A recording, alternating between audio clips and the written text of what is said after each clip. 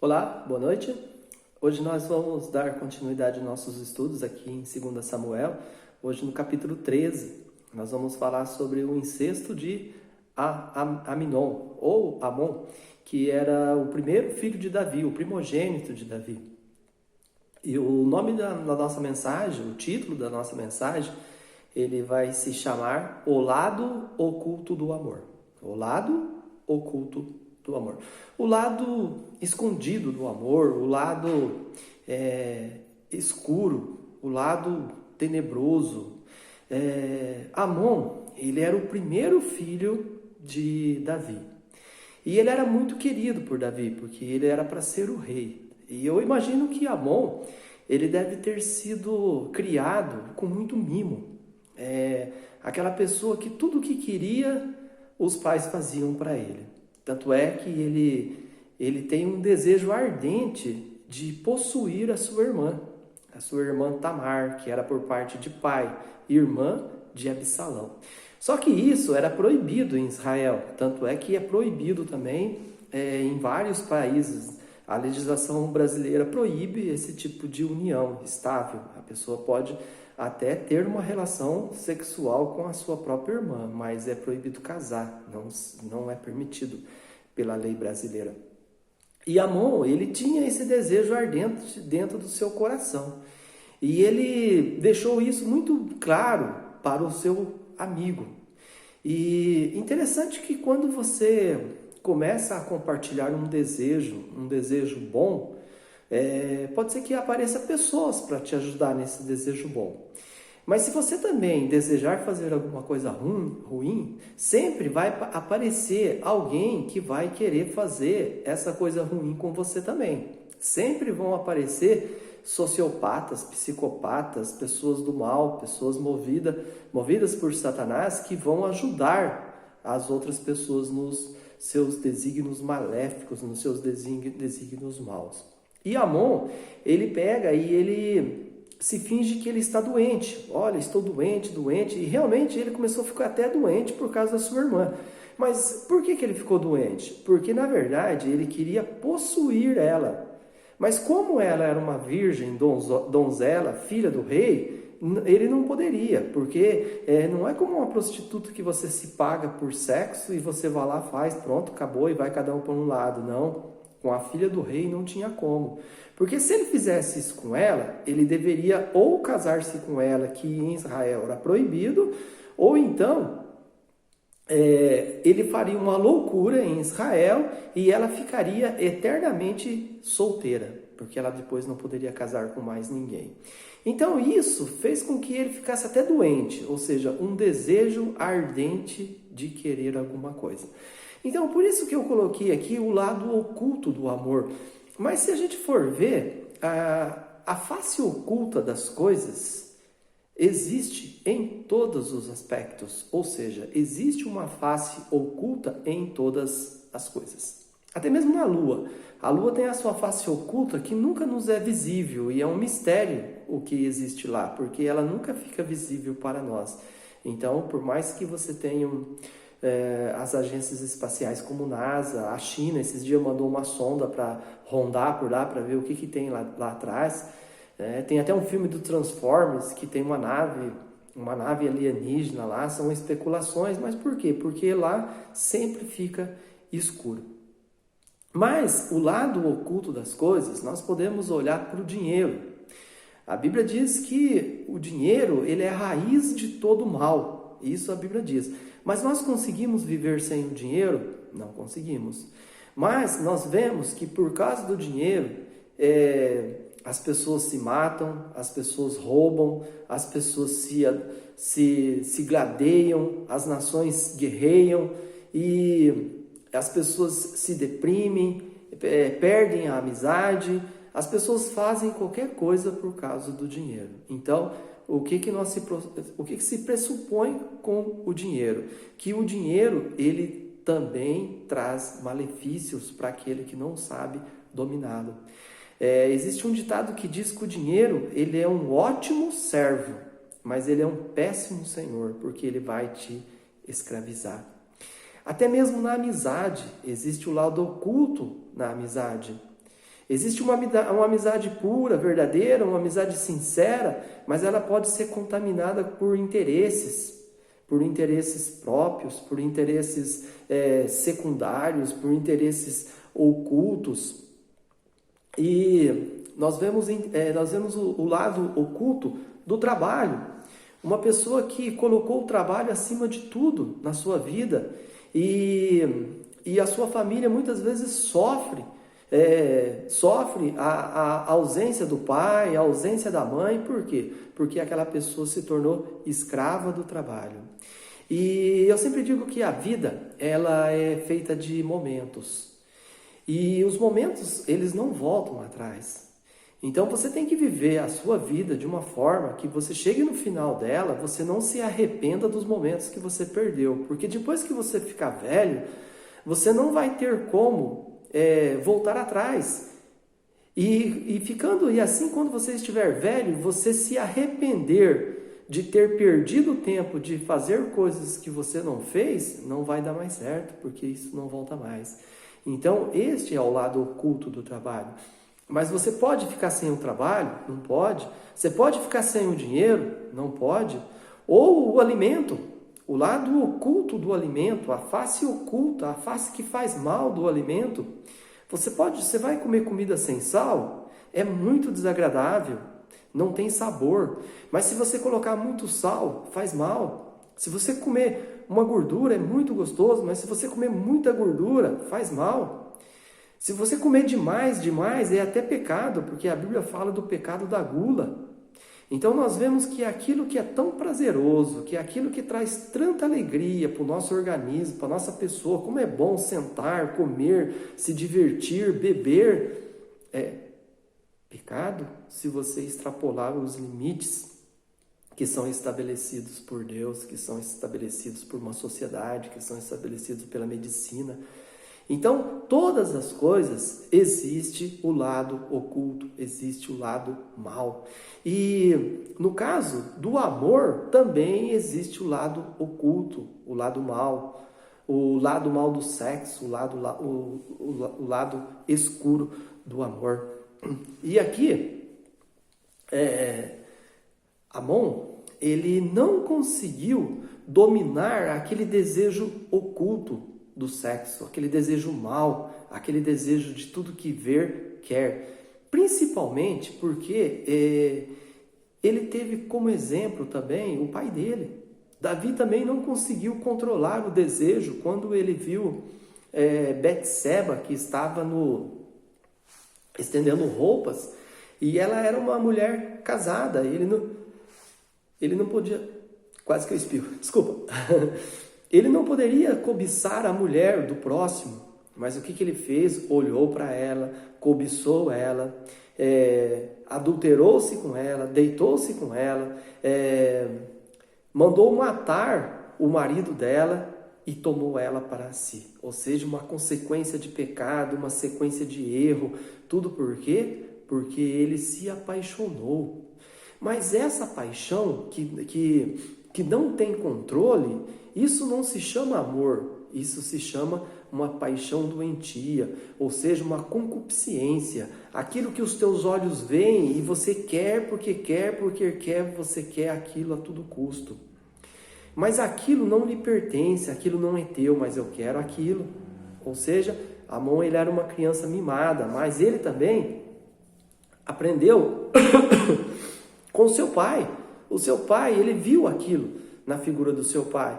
E interessante que ele pega e chega para o pai dele e fala assim: olha, manda minha irmã vir aqui fazer um bolo para mim, que eu estou com muita fome e eu quero que ela faça isso para mim.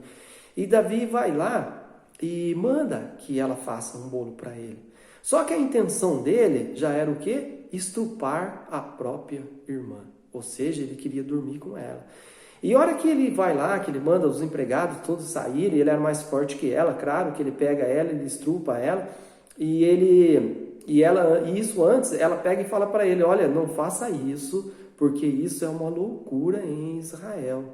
Olha, não faça isso, pede para o rei e ele me dará a você como esposa, não faça isso.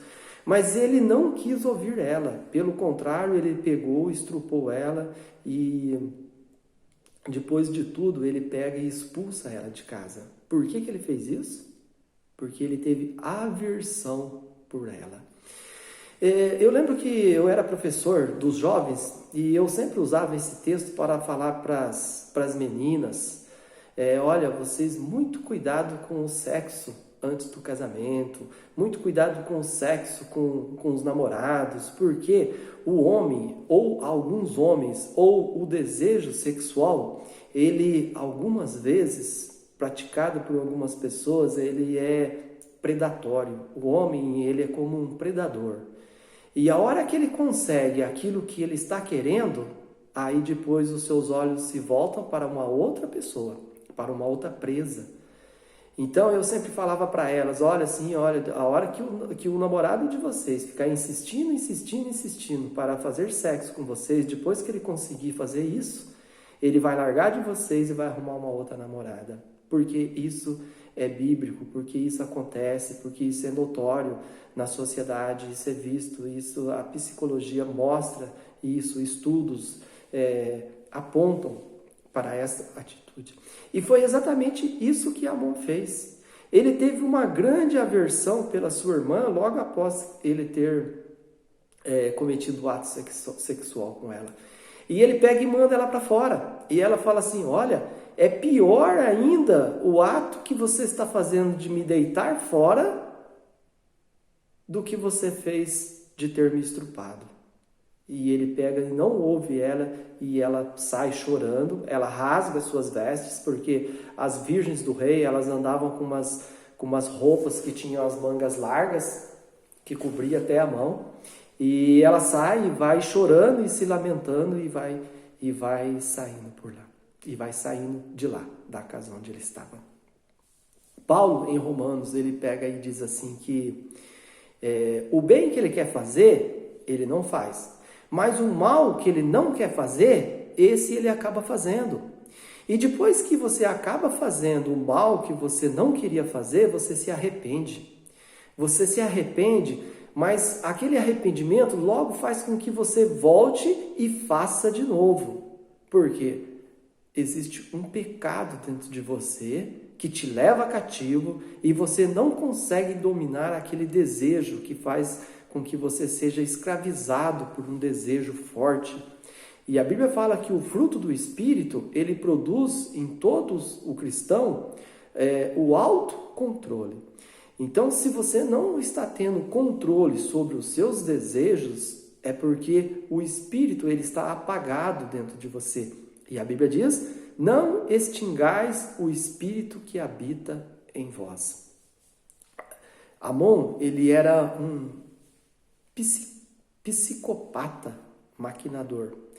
Ou seja, uma pessoa que ao mesmo tempo, por isso que é muito importante pedir muita sabedoria a Deus em relação a sociedades, em relação a amizades, em relação a namoros, em relação a noivados, em relação a casamentos. Embora a Bíblia ela é muito clara: não vos prendais a um jugo desigual, no qual não há compatibilidade, no qual não há comunhão entre luz e trevas, não há comunhão entre Cristo e Belial. Então, muito cuidado quando você vai arrumar um namorado, um sócio na sua empresa, quando você vai estar prestes a casar. Porque as pessoas maquinadoras, no caso de Amon e muitas outras pessoas, elas se vestem de uma aparência, mas no fundo elas são outras. Ou seja, elas têm dupla personalidade. Amon, numa hora, ele era um coitadinho, filho do rei, que estava doente e que precisava de cuidados da sua casa, cuidados do rei, cuidados da sua mãe, e que implora por cuidados da sua irmã. Mas no final, ele se mostra agressivo, arrogante, uma pessoa que estava mais preocupado com o seu prazer do que a vida social e toda a vida que a irmã dele teria para a frente. Ou seja, tudo é jogado para fora. E o que fez isso com ele? O pecado que estava habitando nele. Ou seja, transtornos bipolares. A Bíblia fala que no final dos tempos haveria muitas pessoas que elas seriam como lobo devoradores. Por fora, bonito, como anjos, mas por dentro, lobos devoradores. E a Bíblia fala, cuidado com essas pessoas. As pessoas, elas estão enganando. Nós vemos hoje muitas religiões, muitos pastores, muitas pessoas pregando a Bíblia, muitas pessoas falando de Deus, falando coisas bonitas, coisas lindas e maravilhosas, coisas que tocam o coração.